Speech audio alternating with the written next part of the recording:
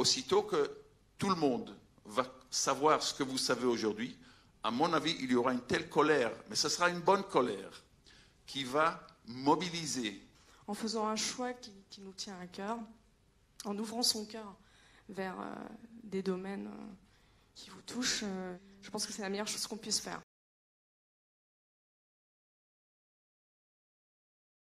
On va accueillir quelqu'un maintenant qui s'est proposé pratiquement spontanément d'être notre conseiller scientifique. Il y a vraiment un lien qui s'est passé, il s'est vraiment passé quelque chose. J'ai beaucoup apprécié. C'est quelqu'un qui a, comme l'a dit Nathalie ce matin, qui a consacré sa vie aussi à aider les animaux, mais ceux qu'on connaît un petit peu moins, sont un peu moins apparents, sont les animaux de laboratoire qui souffrent terriblement. Et il va justement nous en parler. On va accueillir André Ménage.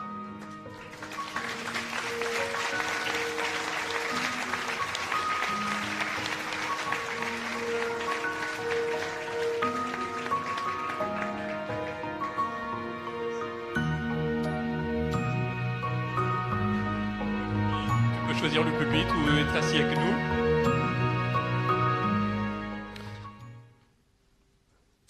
Bonjour à toutes et à tous.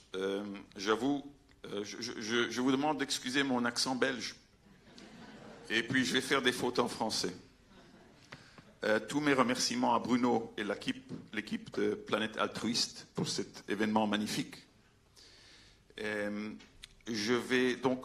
Antidote Europe, une association de scientifiques créée par des anciens chercheurs du CNRS. Vous avez beaucoup de dépliants dehors.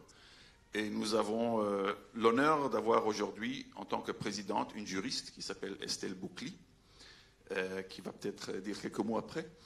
Et donc, moi, je voudrais faire le lien d'abord entre l'altruisme et est-ce que c'est naturel ? Est-ce que c'est une question qui m'a interpellé il y a beaucoup d'années. Et maintenant, je trouve qu'aujourd'hui, c'est l'occasion propice pour présenter cette pensée.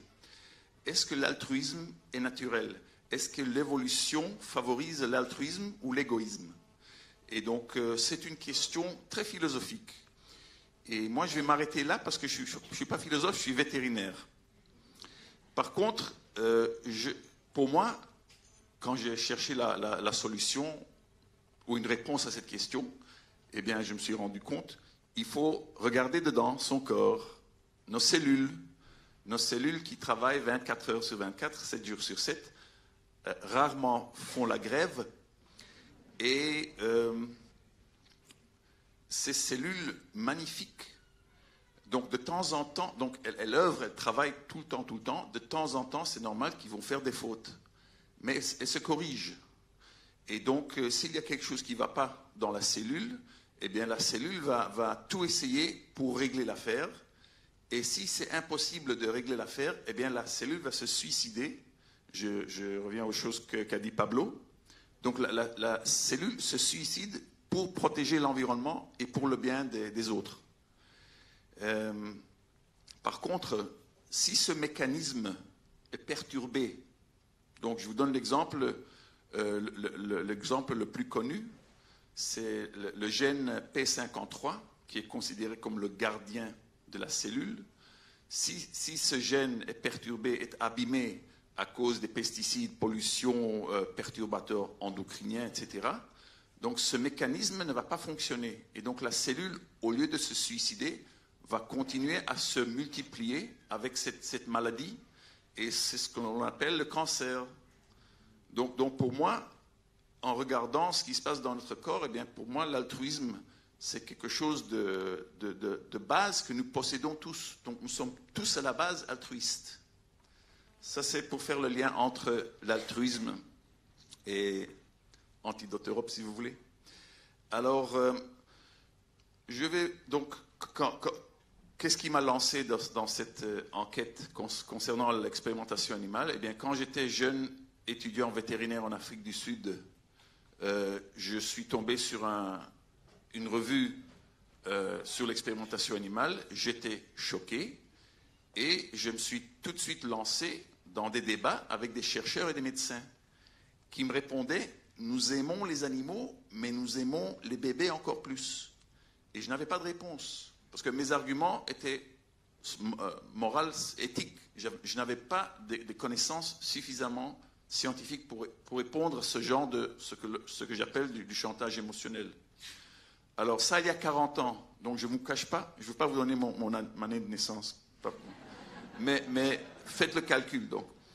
Ça fait 40 ans donc, que je cherche des réponses scientifiques, et j'ai eu de la chance de rencontrer des personnes merveilleuses, des chercheurs, des sages, beaucoup de gens qui m'ont aidé, qui m'ont guidé, etc.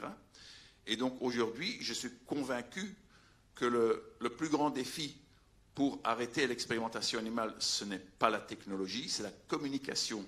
Comment communiquer quelque chose de complexe au grand public et aux élus qui n'ont pas forcément une formation scientifique. Ça, c'est le plus grand défi.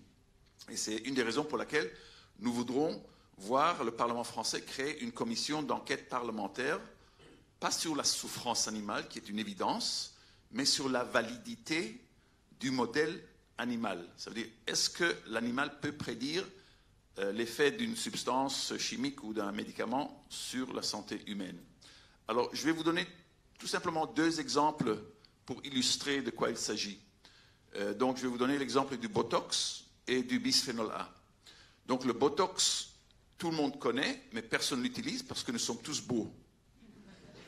Donc, le Botox contient la toxine botulique. C'est la substance la plus toxique connue à la science. Il n'y a pas plus toxique que la toxine botulique.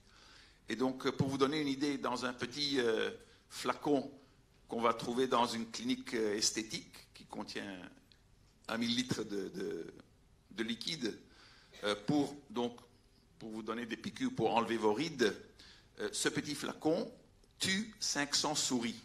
Donc, sachez à quel point c'est toxique. Et donc, pendant des années, le fabricant, les industriels, les chercheurs ont dit impossible de remplacer l'utilisation des souris pour tester donc, avant de mettre ce produit sur le marché, il faut bien tester la bonne dose, la puissance de chaque lot. Et donc, on fait ça utilisant les souris parce que la souris est une des espèces les plus sensibles aux effets de la toxine botulique.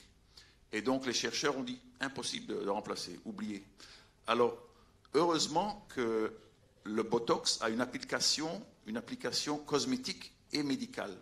Et donc, une association aux États-Unis de protection animale a utilisé cette astuce pour, si vous voulez, obtenir un tsunami d'opinion publique contre le fabricant qui a persuadé le fabricant de mettre la main dans la poche et de développer une méthode substitutive pour remplacer les souris. Ça a pris 10 ans, mais ça aboutit à une méthode qui remplace complètement la souris. Ça utilise en l'occurrence des cellules humaines neuronales, donc en culture, ça fait mal à personne, et donc c'est ce qui remplace la souris. Alors c'est un exemple par excellence parce que ça vous montre que nous possédons aujourd'hui la technologie pour remplacer les tests sur les animaux, pour la substance la plus toxique connue à la planète. Donc il faut se poser la question, si nous possédons cette technologie, est-ce que ce n'est pas aussi possible de remplacer les tests sur les animaux pour les substances beaucoup moins toxiques, par exemple les substances pharmaceutiques? Alors, évidemment, oui. Le problème, c'est que les produits cosmétiques sont plus connus. Par exemple, nous avons le choix aujourd'hui entre acheter des produits cosmétiques testés ou non testés sur les animaux. Par contre, vous n'avez pas ce choix en ce qui concerne les médicaments.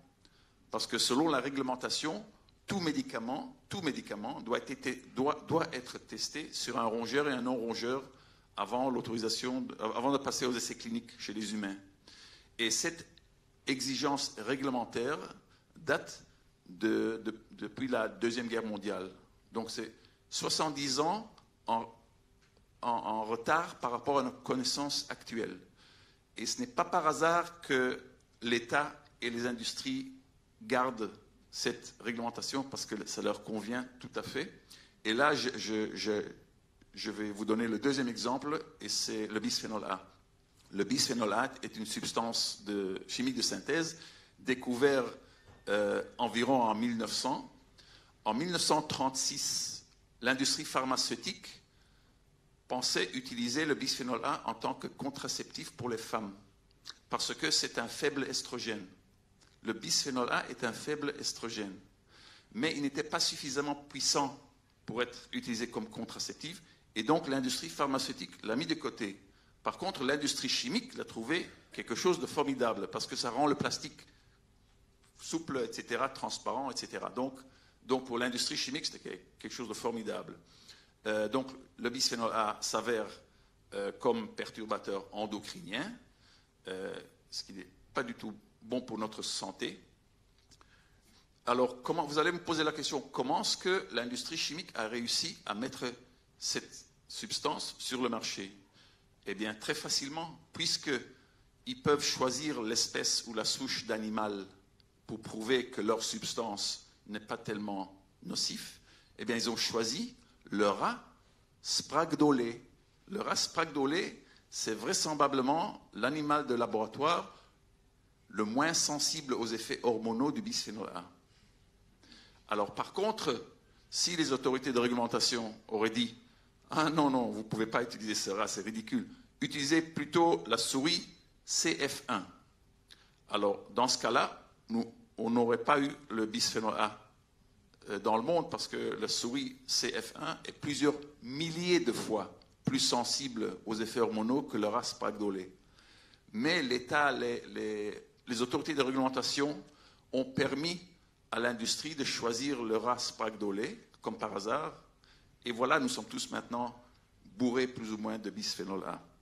Donc, pour vous dire, en tant que vétérinaire, je ne vais pas tester un médicament destiné aux chevaux sur des perroquets. Évident, on rigole, c'est tellement évident. Alors pourquoi tester des médicaments destinés à l'homme sur des rats? Nous ne sommes pas des rats de 70 kilos. Alors, ce que je vous dis est tellement hallucinant, est tellement incroyable que peut-être vous avez de la difficulté à me croire. Ça m'a pris 40 ans et j'ai l'avantage d'être vétérinaire avant cette enquête, cette mission qui m'a poussé pour chercher des réponses. Alors aujourd'hui, nous avons les connaissances, nous avons la preuve qu'aucune espèce n'est un modèle biologique pour une autre espèce. Nous avons les preuves. Et donc, c'est une question maintenant de communication. Parce que aussitôt que tout le monde va savoir ce que vous savez aujourd'hui, à mon avis, il y aura une telle colère, mais ce sera une bonne colère, qui va mobiliser. Une fois que vous êtes informé, ça va vous mobiliser. Et je pense qu'on n'a pas le choix. Il faut passer par le Parlement. Parce que pour changer les lois, il faut passer par le Parlement. Et les députés, ils réagissent à l'opinion publique. Et je suis très optimiste, et là je vais terminer, je suis très optimiste parce que je vois que l'opinion publique est plus puissante que les lobbies, que la corruption politique ou industrielle. Merci beaucoup.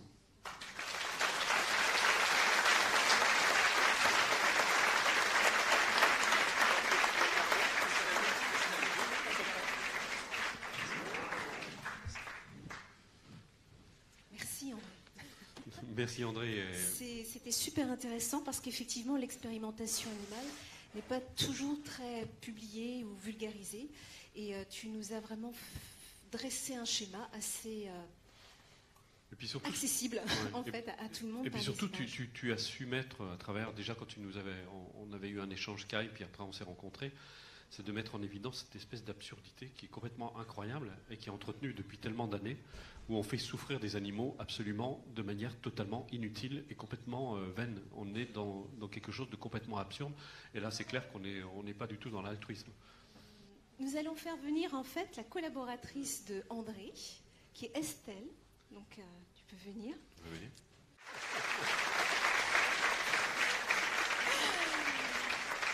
Donc Estelle, nous allons te laisser la parole avec André pour effectivement nous faire connaître votre démarche et ce que vous faites aujourd'hui, quel est l'état actuel des lieux par rapport au monde des animaux dans l'expérimentation. Eh bien, en tout cas, je vous remercie de nous avoir permis à Antidote d'être présent à cette belle journée. Il y a beaucoup de choses qui ont été dites ce matin et c'est vrai que ça m'a beaucoup émue, et notamment le discours de la petite Suzuki que je n'avais jamais visionné. Donc merci en tout cas de m'avoir fait découvrir cette vidéo. Pour rebondir ce que vient de dire André, moi je vais plus me recentrer sur un petit peu mon témoignage personnel qui a fait que je me suis rapprochée d'Antidote, ou que peut-être plutôt Antidote s'est rapproché de moi. Pour rebondir sur ce que vient de dire André, c'est vrai que Antidote Europe est un comité de scientifiques, André l'a bien expliqué, et on a vraiment un rôle de sensibilisation, mais on doit être quand même sur tous les plans, y compris au niveau législatif. Je pense que c'est quand même très important, malgré les remarques qui ont pu être faites et que je conçois. Mais je pense que il faut vraiment qu'on soit sur tous les plans. J'en sais quelque chose pour avoir tout simplement tracté en tant que militante dans la rue à l'occasion de la campagne Stop Vivisection qui avait eu lieu en 2005, c'est ça ? 2015, pardon. Pour avoir pu effectivement échanger des regards avec des gens, pour la majorité quand même assez sensibles à l'expérimentation animale et qui ignoraient un tas de choses dans ce domaine. Donc ces échanges que j'ai pu avoir furtivement avec les passants m'ont vraiment motivée à continuer en fait mon parcours que j'avais commencé au sein de diverses autres associations présentes, notamment dans cette salle. Mais je voulais aussi centrer un petit peu mon combat et peut-être permettre de plus efficacement donner un sens à la cause animale, notamment, qui m'a toujours touchée. À la base, moi j'ai travaillé en fait depuis plusieurs années dans l'environnement, dans la protection de l'environnement, et c'est vrai qu'en toile de fond, il y a toujours eu la problématique de la cause animale. Et